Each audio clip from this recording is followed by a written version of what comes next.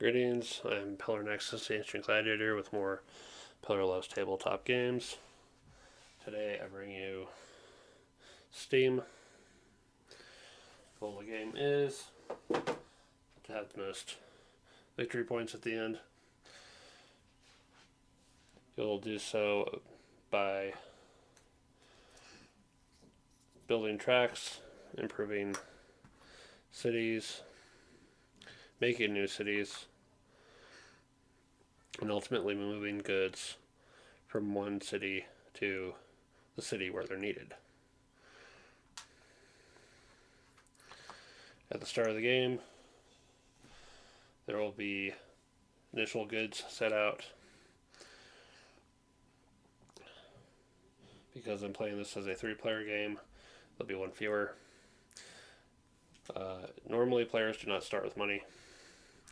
To gain money over the course of the game, you will need to raise capital. You'll be going into debt to raise money as needed. So actually playing the game, this is the base game. The standard game runs a little bit differently. The base game, you'll have, for a first game, a random turn order, and a little bit of starter money depending on where you are in that order. Otherwise, it'll be an auction for turn order, and again, you'll have to go into debt to raise the money for it. The first phase of the game, once turn order has been established, is to select action tiles. The tile you take determines where you'll be in the turn order next turn. This one is just straight up going first.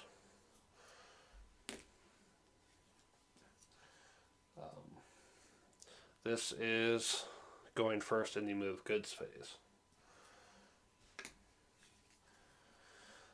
This lets you build an extra track tile during the build track phase. This actually lets you go first in the build track phase, regardless of the turn order. This is city growth. You'll have to pay to use it. You'll add a token to a city that's already in play and give it more goods based on a set that's out here. If it already has this token, you can't do it anymore for that city.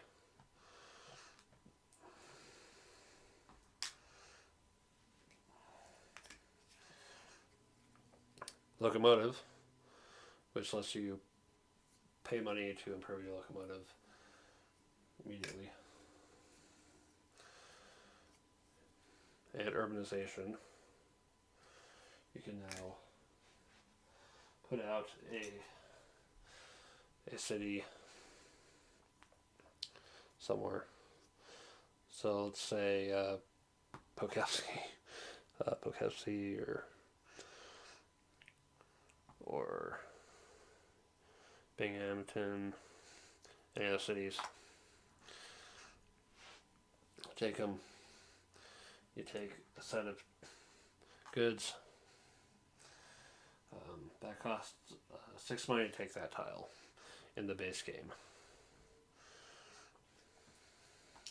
And it cannot get any more goods on it after that. Okay. Once everyone's picked their actions, the urbanization part happens in the build track phase. So does the city growth. But anyway, phase 2 is actually building the track. You can build up to 3 sections. It has to start out of a city and then connect to a city. Or you can build up to 3 sections and leave it incomplete You will mark it as such. You have until the end of your next build track phase to complete it, or it becomes unowned. Track costs 1 per every exit on it. So these ones are 2 each. Clear terrain costs nothing extra.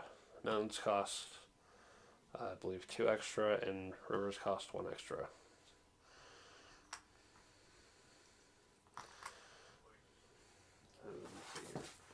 Extra. If there's a town on the hex,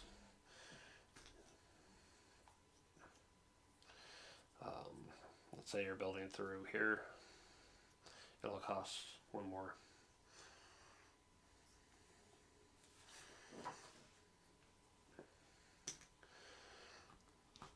But anyway, when you're done building, you make sure to mark it. You're going to need to have your links connecting towns and cities to move goods from one place to the next, in addition to having sufficient locomotive level. So let's say this player has built this track, they have level 1. When moving goods comes around, they deliver the purple to the purple, and that goes out of the game, and they get their choice of, per link of their own that they used, increased income, or a victory point. Victory points are how you win, though. But income means getting a consistent amount of money during the collect income and pay expenses phase. After everyone's had their chance to build track, then goods will get moved. If you need to move something to a city that's far away, and the only way to do it is to use some of your opponent's connections, you're going to have to use, at the very least, a number of your own connections, not less than the number of any given opponent's connections you use in the process. So let's say I've got this red keep here, and I've got connections, and there's connections to here. As long as I have at least 3, then that'll be enough. Or if I have 2 and then I've got 2 opponents with 2, that'll be enough. Or I just take a long way around.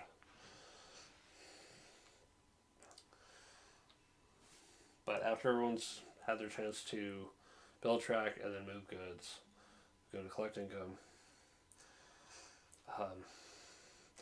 If you're in the positive, you actually get cash. If you're in the negative, you're going to have to pay it. If you don't have cash and you owe money, you're going to lose a step, and you'll get money minus what you owe.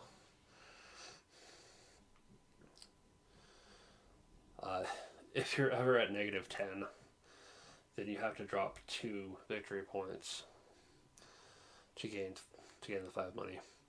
If you can't, you are bankrupt. All your stuff goes unowned, and then players can use your unknown stuff. And then we'll determine the turn order based on who's holding what tile. Player with a 1, followed by a player with 2, 3.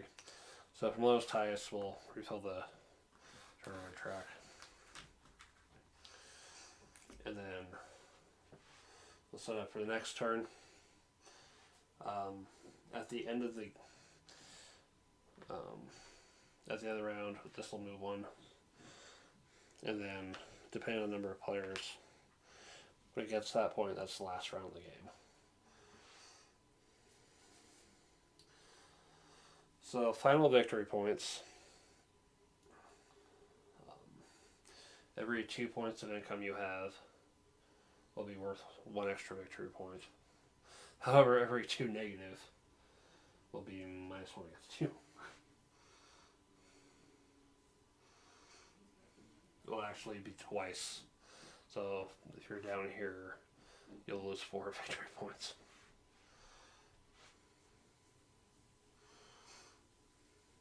And then if you still have incomplete sections with your markers on them, the markers will get removed. And you'll count all your complete links. And each one will be worth a point. Most victory points will win. In case of a tie, the tie player with the highest income level wins. If there's still a tie, the player who took the lowest numbered action tile wins. As a definitive tiebreaker, there are no ties at that point. Thank freaking goodness. So that's the base game.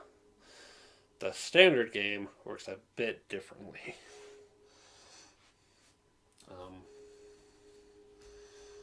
Again, with the initial setup, they'll flip over to these tiles. So normally, with the base game, you'll get money as you need it. In the standard game, you have to have a little bit more foresight. The first phase in a standard game turn is to buy capital. Take yourself down as many steps as you need to and get 5 times that many steps. And then determining the order of play, players will bid for the turn order. It'll work differently.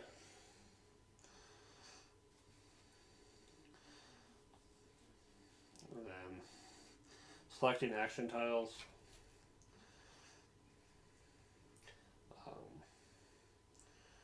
The ones that required payment, like city growth, do not require any extra cost for taking them.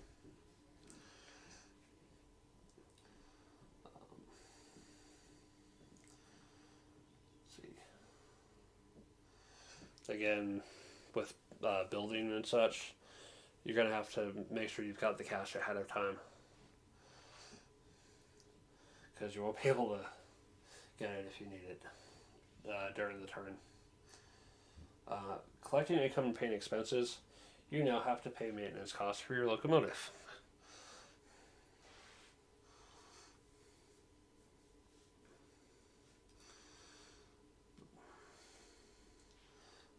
If you can't pay, then you're going to start losing victory points first.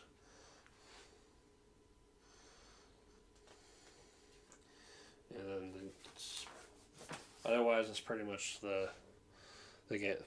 Still that game. There's room for expansions. There are apparently additional maps that can replace this one. On the back is the Ruhr for this game, which is better with more players. Certain expansions make it possible to play with 6 players, which this game has the components for. So the question now is, why do I like this game? Honestly, I can't remember if I've ever played this game before. I saw it on the used shelf for $10, and I thought, hey, why not? But looking at the game, looking at the rules, and seeing how the game flows quickly compared to other games I've seen that are going to take longer, going to be a bigger pain in the butt for figuring things out. This game feels a little bit more streamlined than the ones I've seen, and it's intended to be a lot faster of a game. So that's a huge win in my book. But yeah, Steam by Martin Wallace. It's done a lot of games. Definitely check them out. Definitely check this one out. Thank you very much for watching. We'll see you next time.